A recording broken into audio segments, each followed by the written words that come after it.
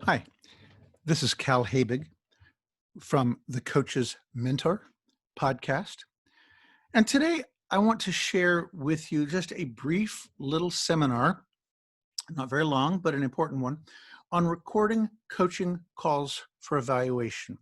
There are a number of reasons and situations in which you would need to record a coaching call.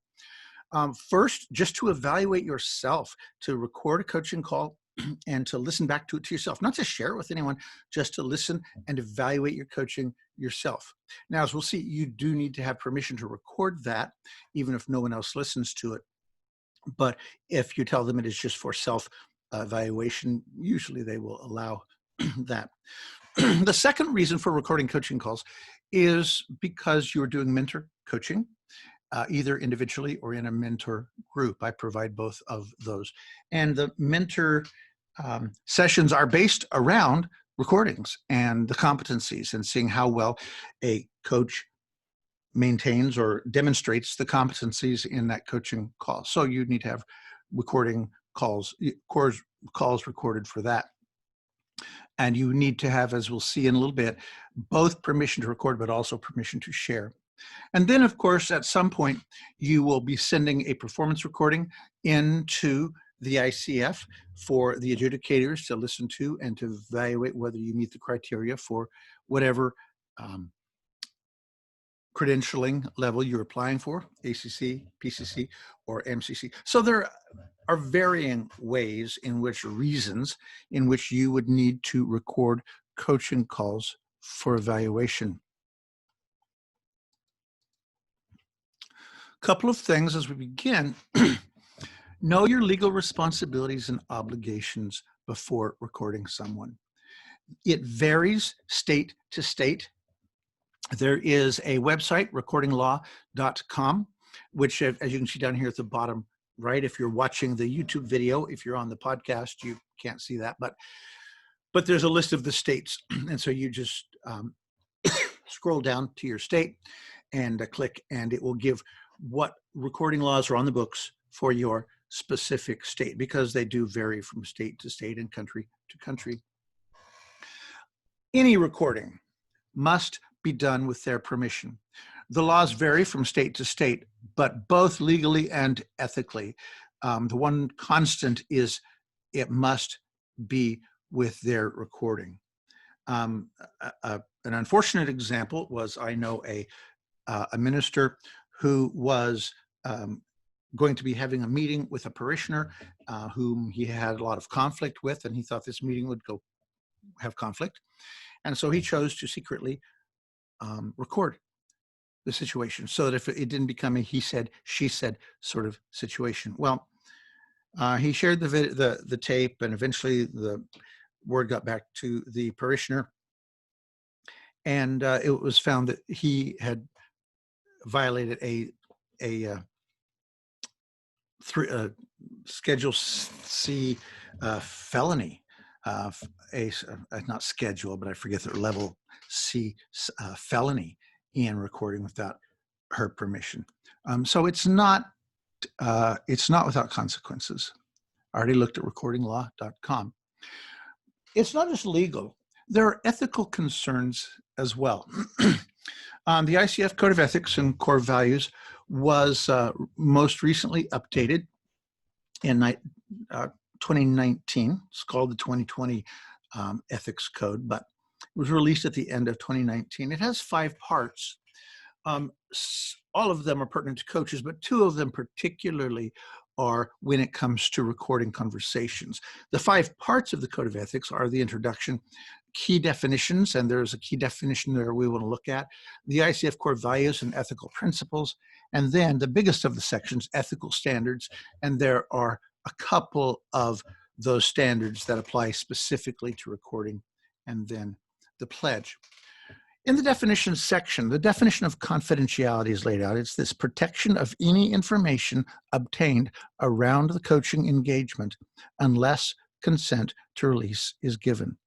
So protection of any information, that can be the client's name, that they are in a relationship with you, that can be the content of the conversation, it can be a recording. It's very broad by purpose, by design.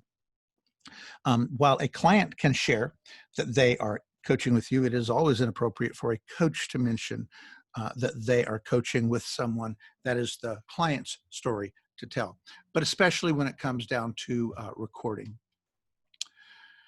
Then in the part 4, ethical standards, responsibilities to clients, there are a couple of um, these that um, 3 of these, I think, that pertain. Number 3 under section 1 of part 4 is maintain the strictest level of confidentiality with all parties as agreed upon. I am aware of and agree to comply with all applicable laws that pertain to personal data and communications. And then number 4, have a clear understanding about how information is exchanged among all parties involved during all coaching interactions. Now, here's where I want to highlight, it is not simply, I give permission for you to record it. If that is all that they have given, then you are not allowed to share it with anyone. They have not given permission for you to share it with anyone. And so the client must give permission both for the session to be recorded, but also for it to be shared. Usually it is stated in such to share with my coaching mentor for the improvement of my coaching, or to submit to the ICF as a possible example of my recording. There are different ways that can be worded in a release form. And then number 7, the others are, I put a number of things here, but number 7, as an ICF professional, I maintain, store, and dispose of any records, including electronic files and communications created during my professional interactions in a manner that promotes confidentiality, security, and privacy, and complies with any applicable laws and agreements. Furthermore, I seek to make proper use of emerging and growing technological developments that are being used in coaching services, technology assisted coaching services, and be aware, which is a growing, cutting edge technology, and be aware how various ethical standards apply to them. Again, the ICF Code of Ethics released in 2019. There are several ways and situations in which a coaching session could be recorded. The first is in-person recordings. And I discourage my students from doing in-person recording. Sometimes it can't be helped. But I have had too many tapes be given to me where 2 people are at, let's say, a restaurant, or even in any public setting, and the phone is put down, starts recording, the conversation goes. And what the phone does is it picks up all of the ambient noise and brings it up to an equal level with the conversation. And so, especially if you have any kind of noisy environment, the coaching calls are not illegible, but not understandable, because it is such a garble of noises. And so in-person recordings are challenging. Several situations, I know coaches who like to record in maybe a company cafeteria or in a restaurant. The problem with that is that you don't know who's listening in on the conversation. The fella, the server there with it looks like a pitcher of water going around, he is able to hear your conversations. The table next door, able to hear the conversation. All of that means confidentiality has been breached. Another situation where I know a number of coaches who will coach at coffee shops. And I like coffee shops, and I've done a little bit of coaching, not for a long time, at coaching at coffee shops. But it's the same principles apply as to the restaurant, where you don't have control over who hears what you say, plus just the logistics. You've got the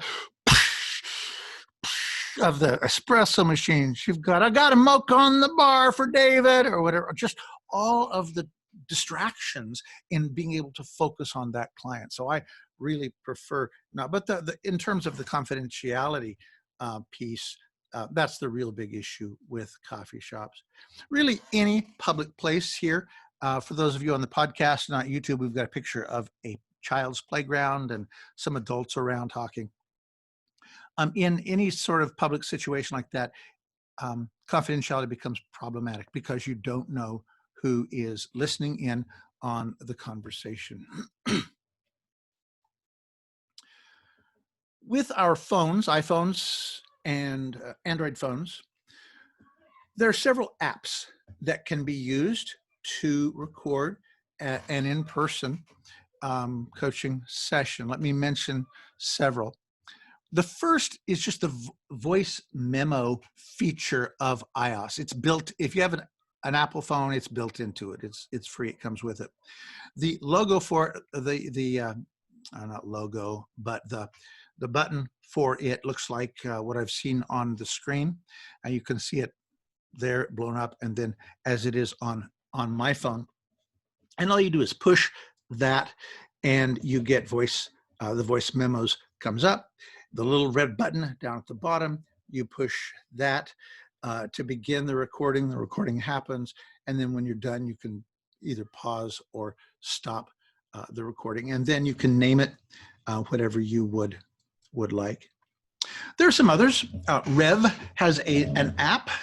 Rev is a transcription service, a service that they have an app so that you can record your session on the phone. Unfortunately, I believe by using it, you are giving permission to transcribe that, and for you'd have to pay that. It's $1 a minute for them to, at least it was when I used them, $1 a minute for them to transcribe. And by using the app, it is by default going to Rev, and that becomes an issue. Voice recorder and audio, but Rev is available for both iOS and Android. Voice recorder and audio editor, it's free. You can buy a premium. I don't know what the premium entails, but it's available for iOS. Voice Record Pro, again, it's free. There's a premium version of it for $6.99 for Apple or iOS. Otter Voice Notes is free. You can get premium either $9.99 a month or $99.99 a year for iOS and Android. I don't know much about these. Easy Voice Recorder Pro. This list was recommended by PCMag.com, as you can see up at the top. Easy Voice Recorder Pro, $3.99.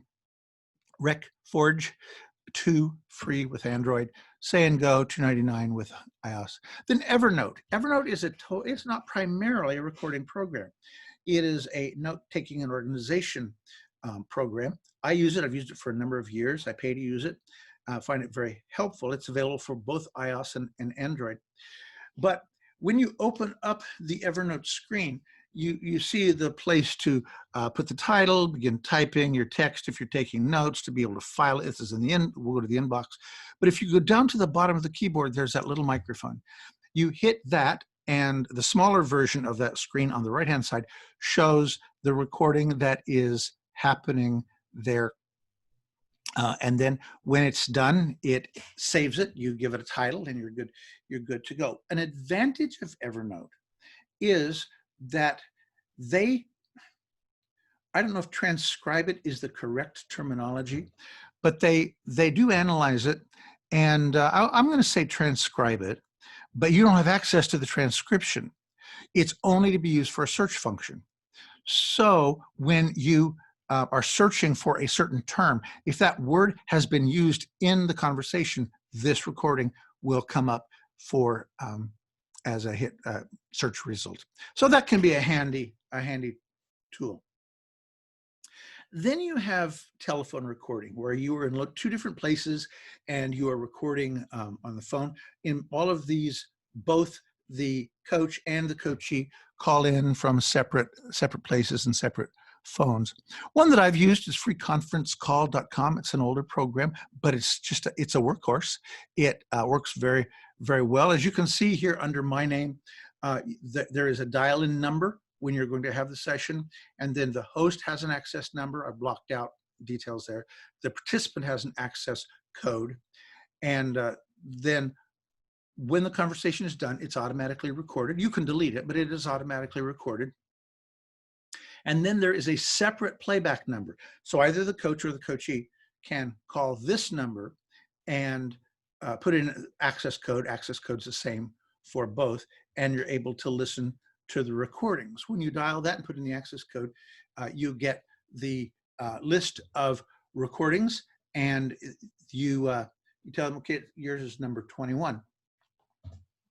And so you can play it back. It can be downloaded either as a WAV or an MP3 file. The next is very, very important though. You can choose to make it password protected or not. You need to make it password protected. And then you have to give them the password for them to access that specific one. Otherwise, when they come in, if these are not password protected, anyone else who comes in, like this person here, has the ability to listen to all of these recordings up here, and I've heard of that happening, which is a huge breach of confidentiality. So it is important that these are password protected, and then there is, of course, the delete trash button there. So it's a good little workhorse of a program, not simple or not complex, very, very simple. Another recording program that I'm familiar with, have an account, but I don't think I've ever recorded a coaching session with it, is freeconferencecalling.com. ING is the only difference there, freeconferencecalling.com, and I believe that they basically provide the same service there. There are also video recording, being able to use video in a coaching call, which I really like, and then have a recording of that to share. Zoom, as one of the ones that we will talk about, also has an audio extract available, as we'll see. This is it's www.zoom.us, and you log in if you have an account. And here is my account, my profile, and you go down to the meetings tab, and under there you go to your personal meeting room. You have a personal meeting room, and click on that. And then you have start the meeting. And so when that does, the video and audio start, and then you can choose to record that. It does not automatically record. You have to tell it to record it. A couple of things about this toolbar here at the bottom. Down, there is an invite feature if someone doesn't show up, or if you realize, oh, I forgot to invite Joe to this group conversation, you can hit this and send them an invitation.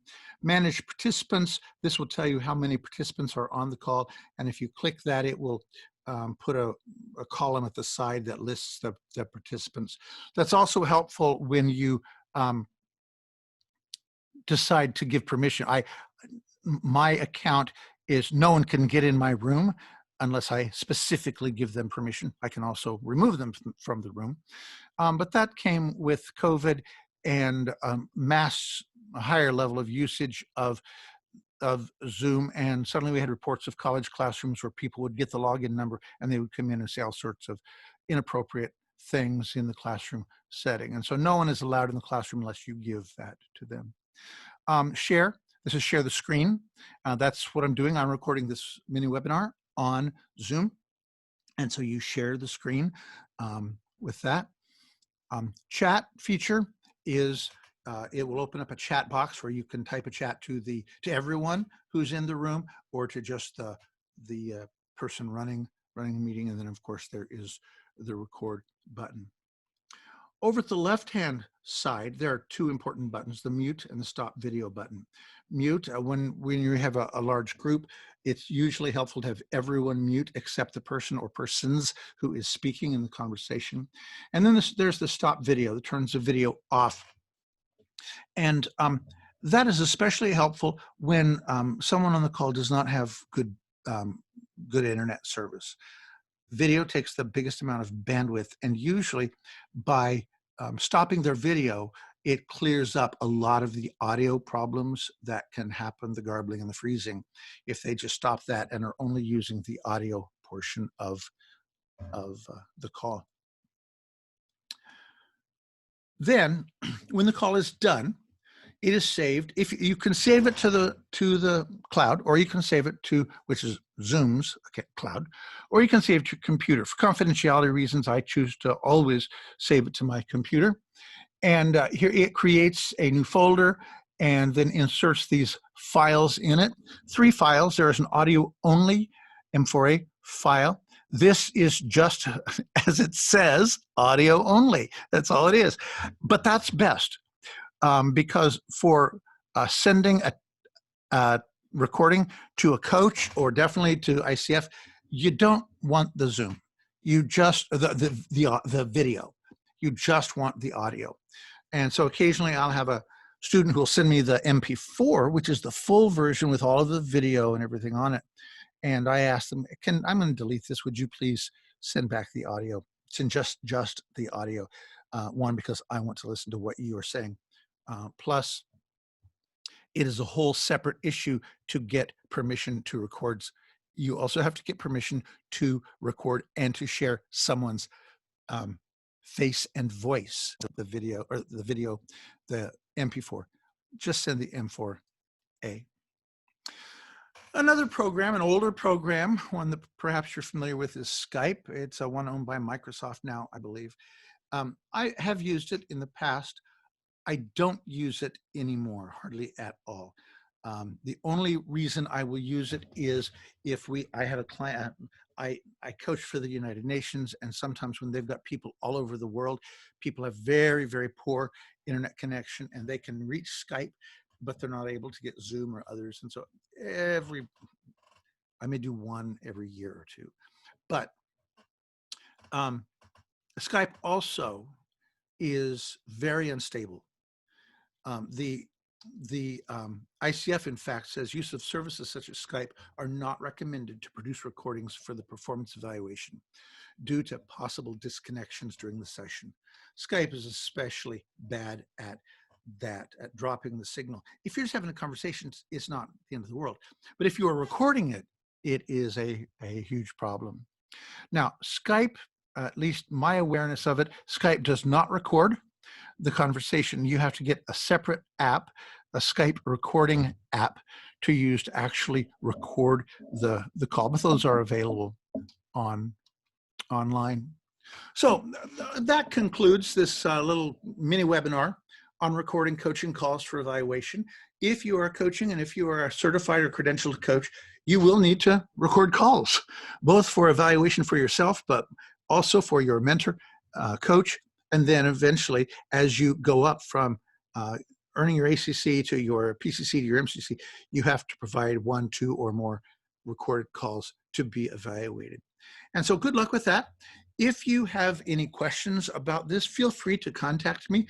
My email address is cal@valuesdrivenleaders.com. Again, that's cal, C-A-L, at value, V-A-L-U-E, driven, D-R-I-V-E-N, leaders, L-E-A-D-R-S.com. Values Driven Leaders is one word.